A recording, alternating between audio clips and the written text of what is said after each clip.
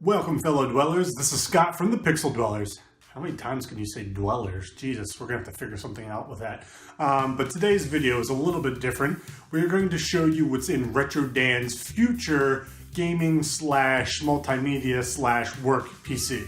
So Retro Dan's build is going to be pretty freaking beefy. At the heart of it all is the new CPU, which is the Ryzen 1800X. This bad boy is 8 cores, 16 threads, and it just devours any kind of multimedia process. Adobe, 3D Max, anything he's going to be using for work, as well as live streaming. So this thing is going to improve our PC gaming live streaming quite a bit. This bad boy is 3.6 gigahertz and it can boost up to 4.0 gigahertz by itself. So I can't wait to see what this thing's able to do. I mean, it's been a while since I've seen this on YouTube, and now I've had my hands on it, and it's crazy. Now, through the magic of editing on my slow-ass laptop, this is going to take a little bit longer than Dan's going to have in the future. I'm going to do some voiceover work and show you all the parts that are going to go into Retro Dan's rig. We don't have the case, and we don't have the power supply, I believe. Those we're going to keep until we show the actual building video. This is just a quick video to show you what's going to go into it in the future. Also, I don't have those on hand, so that's the main reason why. It's a mystery.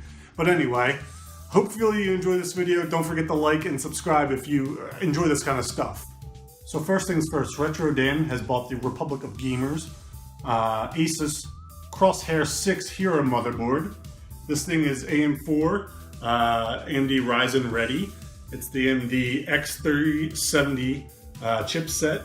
It has dual channel memory, and it's SLI NVIDIA supported and Crossfire supported, as well as having the Aura Sync, so it gets all flashy. All in all, a very good motherboard. I can't wait to see what the overclocking capabilities of this thing are. I'm expecting it to be pretty awesome. Though the Ryzen has been known to be a little bit tough with overclocking, it's been some time since it's been released, so hopefully those things have been updated and it'll be a little bit easier for us. It is the choice of champions. As I said before, we have the Ryzen 1800X. This bad boy, I've already said before, is 8 cores and 16 threads with 20 megabytes of cache. It's got a base speed of 3.6 gigahertz and it can boost, precision boost, up to 4.0 gigahertz. The Ryzen was getting a lot of flack for its gaming performance, but in other things, it just crushes a lot of the same price point chipsets that are out there right now for purchase. And gaming is just amazing. Dan will be doing a lot of the gaming in 1080, so I don't think he'll have any problems with this right now, not for a couple of years at least. We're going to try to overclock this chip, so to keep things really cool, we're doing the Noctua NHD15S. And this thing is a monster, humongous, but it should be great for just keeping everything cool, even when we try to push our overclocks. So for Retro Dan's operating system, his programs, and for some games probably, Dan has opted for the M.2 SSD 6 from Intel. This is the 512 gigabyte edition. So to go along with his M.2 SSD, Dan's bought a Western Digital 4 terabyte hard drive. This is an old mechanical one, and it's going to be more than enough to hold all of the storage he wants to do, files and whatever. I'm going to make him hold all of our backup files from now on. I have lost them too many times.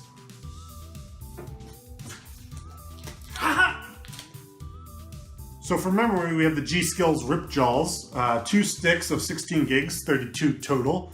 And this is DDR4. The speed is 2133, so it is a little bit slower than other memory we could have gotten. But I've heard that memory that's over 2666 is having a hard time posting with the Ryzen processor at the moment.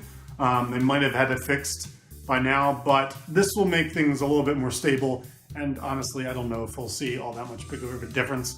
We're not that anal about performance all that much.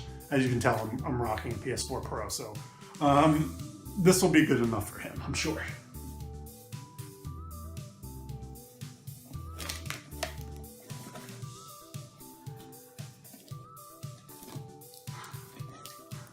Well, now comes the most important part of the build.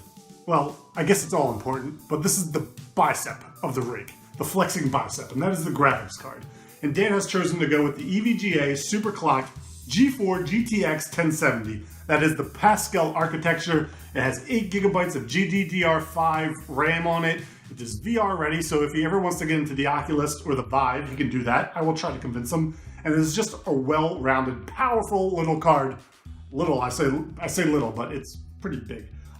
We have these in our computers at work, and they are just monsters. They tear through anything we're going to be able to throw at them. So this is just going to be the best thing that we can have right now, minus the 1080 or the 1080 Ti or Ti or whatever you want to call it. But this is going to be more than enough for Dan's gaming and work processes. And that's going to do it. That's the build, minus the case and the power supply. We'll show you those two when we make the next video where we actually put the build together. Again, if you like this kind of stuff, I don't know, it's a little different. It's not gaming, but it still falls in the realm. People like tech stuff. I love tech stuff. I love tech YouTubers. So you look around the YouTube place and you can kind of find out who I like the most with the way I set things up and all that kind of things. But again, if you like this video, please like and comment and subscribe. Tell us what you think. If the Ryzen's good, if you love the Ryzen, if you're an AMD fanboy, if you're an NVIDIA or an Intel fanboy, let us know. We love everything here. We just want to game. That's all we want to do. So we'll see you guys in the next video.